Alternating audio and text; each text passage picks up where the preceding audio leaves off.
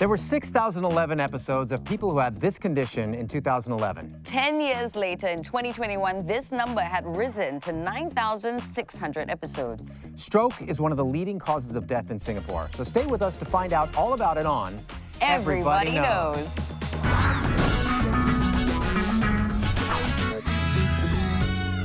Hello, everyone, and welcome to Everybody Knows. My name is Mike Kasem. And I'm Catherine Robert, and we are into the second season of the show that brings you medical conditions simply explained. And today we're going to need the help of our stroke expert. Please welcome neurosurgeon Dr. Sein Lwin. Come on out, Doc. Nice to meet you. Yeah, Please. Hi. Nice to have you seat. here.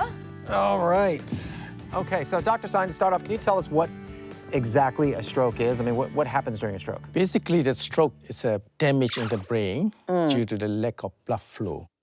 It's a very sudden onset. That's why we call it stroke. In the stroke, there's two types of major stroke.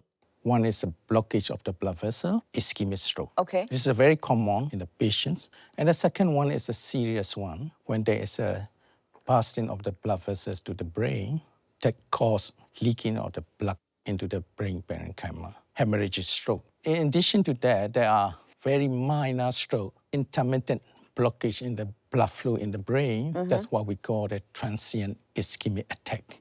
So this is the early warning for the get into the major stroke. Mike, do you know anyone who has had a stroke? I do. It was a good friend of mine. He had passed out and nobody found him for like an hour and a half. And then he completely became a different person after the stroke, but fully recovered like within a year and went back to work. It was unbelievable. Wow. Unbelievable. It's just very lucky. So lucky. Is the timing at which, someone finds you if you pass out? This is what we call golden hour for the stroke. So it's basically within the 3 hours from the onset of the first symptom. Right. If you get the diagnosis and treatment within this golden period, the majority of patients can get back almost back to the normal. All right, let's bring on our guests because they have stories to share and questions to ask. He's a comedian, actor, host, and stroke survivor. And by the way, if you remember from last season, he also has glaucoma. That's right. And she is a Star Search finalist. She bakes and she even speaks French. Bonjour. Suhaimi Yusof and Jun Tan, welcome to the show. Bonjour.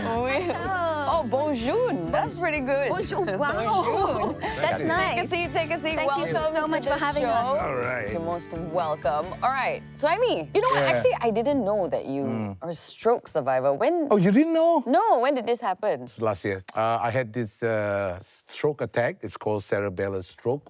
What happened is it's not the normal kind of stroke. Usually people are accustomed to the, whether it's the left side or the right side and that kind of stroke. But then again, mine is sort of like the back part of my brain here was blocked, ischemic, and then half of my brain here is empty. And then what happened was it was a different sensation. It came almost like an immediate attack. Then I fell to the ground. There was no sign, symptom, or they could have been, but then again... Did you pass out or you... Oh, no, I was still conscious, but what happened was the whole world was spinning. Were you at home? I was on my way to a show. The last person I called was my wife. Luckily, I could have called somebody else, and that's the end of my marriage. So, so I called my wife and said, help, something wrong with me. I'm on the floor and I have no idea what happened. And then that was, she came down and then called up the paramedics, and the paramedic was very, very good. They took almost about 10 minutes, quick assessment of the whole thing, and then they brought me to the hospital. Dr. Sein, why don't you tell us what happened to him? In our brain, there is a small brain. So this is a brain stem, and this is what we call cerebellum. It is just behind the brain stem. So that cerebellum control our body position sense as well as the balance. Right. And also coordinating movement. If Suhaimi hadn't done what he had done immediately, which is to call his wife and then the ambulance, what was the worst that could have happened? This cerebellar stroke is a quite serious one. So when the cerebellum swell up, it compresses the brainstem. The brainstem has a lot of major control center for the breathing and heart rate. Even some patient can die. Okay, thank you for the explanation. I want to thank once again to the paramedic who saved my life. I thought that from the SCDF, well, thank you so much for the wonderful job. I think the quick action did some kind of help. They did a good job. It was too tiny of a block. Yes. that they do not want to take the risk of doing some surgery. Oh, that's what I was just going to ask. Yeah. Did you go into surgery? You No. know, they rather let it be. Somehow when there's a traffic jam somewhere, it will find its way for the blood to move back towards this side of my brain. Somewhere. Oh, so so I live it naturally with some medication. Nothing had to be. Oh, medication. Just medication. To this day, I still have, taking those medications. Doc, I've got a question. So, Yes. is it true that for every stroke patient, the moment you have a stroke, whether mild or severe, are you on medication then for the rest of your life? Yes, prevent for the further stroke. Right. Once you get a stroke, then within 6 months, they can get another stroke if you don't take the medication regularly. I heard about this acronym called FAST, which is like to help you decide, about the symptoms and what you're supposed to do. What is that? Okay, basically the FAST is in the facial droop. Oh, we have a right? little- So there's a numbness in the half of the body or arms, or then the slur speech or difficult to talk. So then there is a time limit. That's why we have to get the early medical attention. Apart from the FAST, there are some other subtype of the stroke that can present with a different way. Very common presentation is a headache. Oh, Yes. is that a sometimes- persistent headache? Yes, if this headache is keep going on, even you take the medication, doesn't go away, then you have to be careful that you have to So get. after your Panadols, if that doesn't work, Yes. something's wrong. So June, do you know anyone who has had a stroke, maybe in your family? or- Yes. Yeah? Actually, both my grandparents, my grandmother from both sides, my mom's side and my dad's side, Oh, both have wow. stroke. Okay. So it's a bit more serious on my dad's side, where my grandmother has had stroke for roughly 4 to 5 years. And so she's paralyzed on one side of her body, so she can Okay. only move the other half of her body. But I feel very embarrassed and ashamed to say that I actually don't know so much about stroke today. So if I'm with my grandmother, for instance, what can I notice, or is there anything that I can observe just to prevent or to understand that know. she's having maybe an ongoing stroke episode? Especially for the caregiver, they can notice that there's a sudden change in the mood. In the mood? Yeah, that's can Wow. affect because the brain control the mind and body. So the main control center. Earliest symptoms is mood changes that can happen. Also, sometimes they become very disoriented about time and place. Then you have to be careful. I have a bad mindset. I always think that, I'm immune to a lot of the illnesses, diseases, just because, I'm young. But does it actually affect younger people as well? Yes, because the stroke can affect any age. Yeah, maybe I would just jump in about young people. Because, when I had stroke and then I went, of course, I joined in the support group and all that. So I was quite surprised to find out that one of those stroke survivors, he had stroke at the age of 17. And he had stroke when he was running 100-meter sprint. Yes. How did that happen? So sportsman, is it like, no, this is something which is like, I realize is the whole spectrum of stroke is so huge. Is he okay now? Or was it? When I say 17, he had when he was 17. Today he's 50 years old. All But right. apparently he began to live with those conditions. The story went like, he didn't even know it was stroke. And it was only 2 weeks later. 2 weeks? Yeah, the doctors then find out it was actually stroke. Is that why you're going to a support group? Is this something you, like now when you're walking around, like, oh my gosh, what if I have another one? Does that go through? your head? Yeah, because I met a couple of people who are not just one, but a few people who actually told me, Suhaimi, you got to be careful because once you had stroke, you might get another one within the next 2-3 years. So I had to consciously remind myself that I'm not that same guy before the stroke. That's sure. one. Yeah. Yeah. Two is I'm a ardent believer of medical checkup now. And going constantly for your medical checkups as Constantly. well. All right, Yeah. guys, we're going to go for a break. When we come back, a dramatic story of how this mother of two survived a stroke.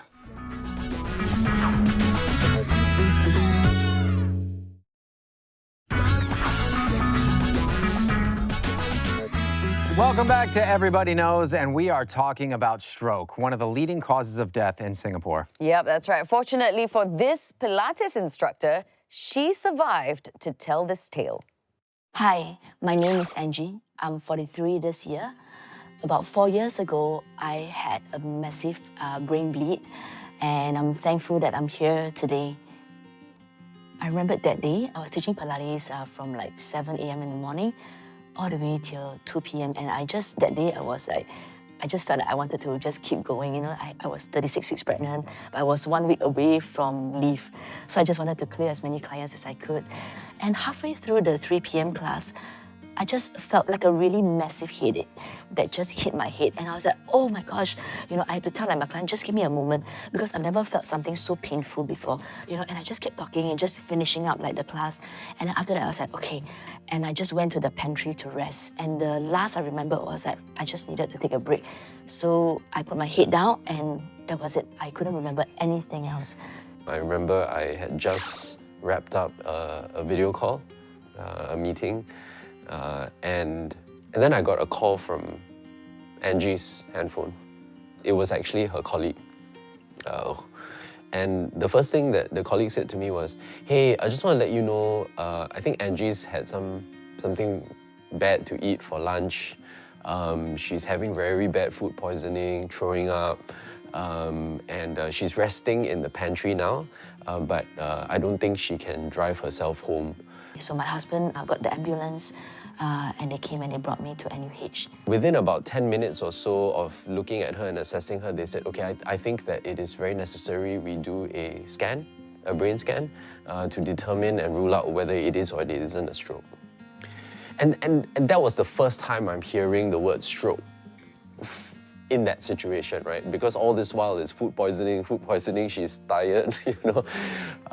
And so at that point, I'm like, oh wow, this is getting a bit more serious than I actually thought it would be. So about maybe 13, 14 hours in, I get to speak to the surgeon for the first time.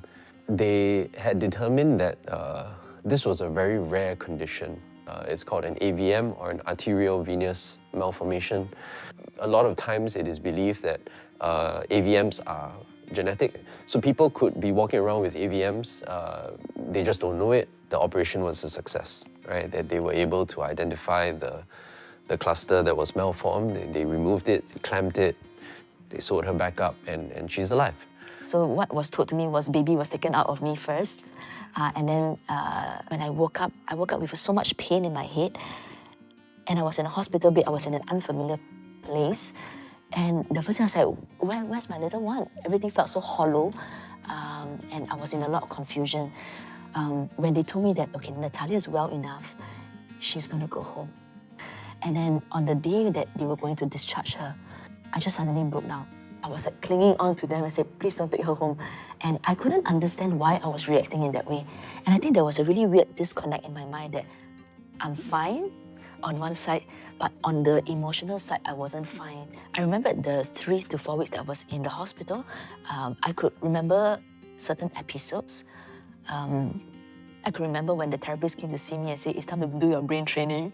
I'm like, what brain training? You know, like, I feel fine, you know, like, but when they tested me, I was like, oh, I couldn't answer some of the things. And so the attention sort of shifted to trying to discover whether any of her neurological, I guess, faculties were affected. So the brain training was something that was part of physiotherapy or the occupational therapy that she had to go through. They're kind of like little mental games that they are apps. It helps to sort of reconnect that part of her brain and stimulate the thinking and the logic. But at the same time also, it was also meant to help us assess whether those faculties were indeed lost and then be on the road to figuring out how we get those faculties back. The first few months were bad because I was quarreling with him. As in, like, I couldn't control my emotions. And then after a while, we realized that, wait, we need to step back. I think like the problem is, you know, sometimes in the nights when I come back after work, I'm so tired. You know, I get grumpy with my girls. And I'm like, Angie, stop it. You know, and it boils down to like these simple things where, you know, I have to make a decision about, do I want to stay angry or do I want to consciously tell myself, Ange, don't do that. I may be here today, I'm well, but tomorrow when the headache comes again, I don't know whether I'll be here. So, and it's like, let's not wait for that day. You know, I'm just going to end the night well, hug my girls to bed, you know, and I think it boils down to that, right? And just making time for the people who we loved, making time for the relationships that come our way. Wow. Oh my goodness. Yeah, I'm just like, wow. And I complained. I wasn't even pregnant. I can't believe she was Wow. Pregnant. What damage could that do to a baby? She's very lucky to get into the hospital before her blood pressure crash. So if she has a blood pressure drop to the very significant level, her baby will die instantly in the Was there a concern about whether, you know, you were going to lose either baby or mom? We have to save the two lives. We have to ask the obstetrician to assess the baby. At the same time that I arranged for the brain scan to get it, to get the diagnosis. Sounds so chaotic. Then we bring her to the operation theater and then get the baby out. And I was waiting in the operation theater to Baby out and you go. yes. Wow. That's like the TV shows, yeah. That's Grey's and I was going to say Grey's Anatomy, but yes, Mission Impossible as well. It's an arteriovenous malformation. Malformation, yes. Is that rare? And you know, because her husband was saying that it's rare.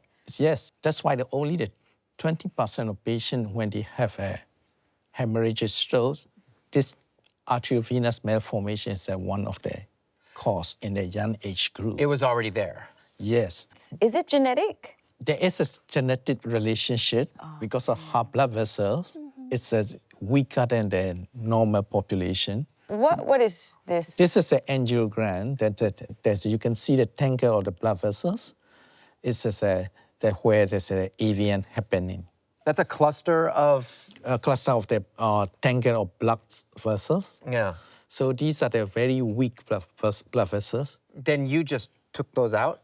Yes. And you don't need to connect anything back together? Because the AVN doesn't have any intervening brain tissue. This is a cross channel. Okay. Abnormal cross channel between the artery and veins, so that we can safely remove without having any major deficit in the patient. So then you just, like, how far in her brain was that? Like, do you have to pull out, open up?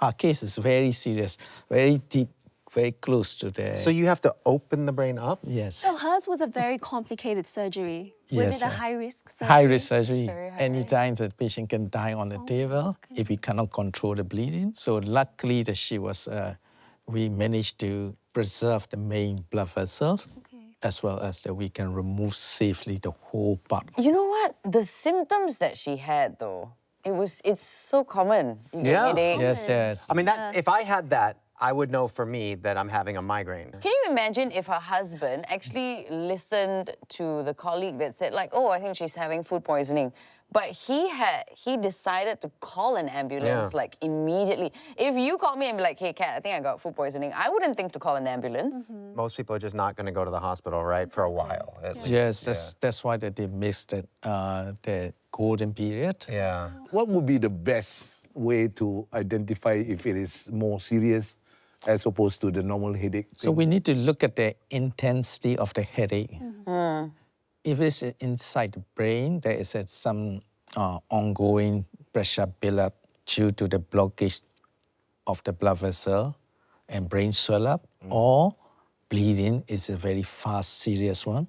Then you can imagine that how bad But is the here's headache. the thing, though. Intensity of a headache is subjective, right? You have to watch out the other associated symptoms, like severe vomiting, unable to move, or sometimes you can get a sudden jerky movement. Yeah. Angie was talking about the emotions that she was going through and, kind of losing her temper quite often. Tell us about that. Is this a normal thing to have? A lot of people, they are not aware of their psychological changes. And that affects emotions. Yes, You tend to be a bit more angry. Therefore, there's you a- forget something. What is that? What was this? You know? So you tend to be a bit more, I And would say, also, temperamental. Stroke patients are usually, they are frustrated about Yeah. their disability. So then sometimes they cannot express their mood changes. After coming out on the other side of a stroke and, getting treatment for it, what is the rehab process like, and how do you rehab your brain? Is it just by playing games? Can't be, right? There must be other things that... There are a lot of ways to train the stroke patients. Not only the body, in order to, for example, that you have stroke patient has a certain part of the body is paralyzed or weak. So that's why that we need a lot of rehabilitation process, including for the movement, Yeah.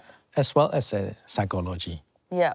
That's why that we always ask the patient to get a psychological assessment during the rehabilitation process. I do have some very interesting rehab exercises that includes kickboxing. Wow. Yeah, so I go like, what? And the one who trained me in this kickboxing thing was the guy who had stroke 4 times.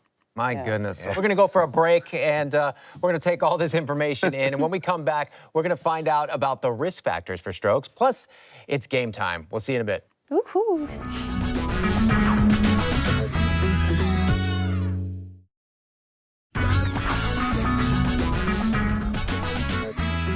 Welcome back to Everybody Knows. Now we're going in depth on the topic of strokes today with our expert, Dr. Sein Lwin. And we're going to challenge our guests here, Suhaimi Yusof and Jun Tan, with a game in a while. But before that, we want to look into what puts you at risk of having a stroke. Smoking, diabetes, high blood pressure, high cholesterol. Basically, and also everything lah. obesity. Every there's the single thing. Yes. And also very rarely there's some genetic disorder. I'm very curious whether you're more susceptible to stroke based on your ethnic group. Especially for our Oriental people. So we are tendency to get a high cholesterol. And also there are a very rare condition like certain genetic disorder. The Moya disease happen in the young age group. There's a cause a narrowing of the brain blood vessels, then cause an early stroke in the young age group. That Very one is- common in the okay. Japanese Okay. and Korean, Chinese. Ethnic and plus the kind of food Yeah. that we enjoy. The almost on a cultural daily food. The basis. culture. It is a Yeah, contributing yes, factor. that's all those. All right, you know what? It's been a really, really enlightening session. And to wrap up this episode, we have a game. I hope you've been listening. Shall we all head on over to the game arena? Let's do it. It's game time. It is game time. We are all ready to go. Everybody's fired up. We're going to play crossword today. So Dr. Sein is going to be the game master. We are Team A. Mike and June are Team B. Team A+. Oh, wow. Okay, let's go. Okay. Crossword, let's see roll. it. So during a stroke, the blood supply to this organ is blocked. Brain. It has to be. Brain. Yay! Okay, number 2. The slap, blank, is is one of the symptoms of Speech. Who said that That was first? me. Oh, okay, fine. Great. Number 3, let's go. To lower your risk of the stroke, choose a diet that's high in the fiber, Cholesterol? low in the fat, salt, and Low in fat, salt, and Sugar. Sugar. sugar. Is it sugar? I didn't even It's see. sugar. Okay, Next down, questions. down. And one symptom of stroke is Nausea. vomiting or Nausea, right? Okay, 2-2. the last question. It's an ischemic stroke. A blood blank is lodged. Clot. Yeah. Yeah, you're Okay. right. All right, all's well that ends well. We'd like to thank Dr. Sein Lwin for taking us through all that information on strokes. I feel much better prepared. That's right. And of course, a big thank you to Suhaimi Yusof and June Tan for making time to be with us today. I'm Catherine Robert. And I'm Mike Kasem. Thanks, everybody, for watching. Everybody knows.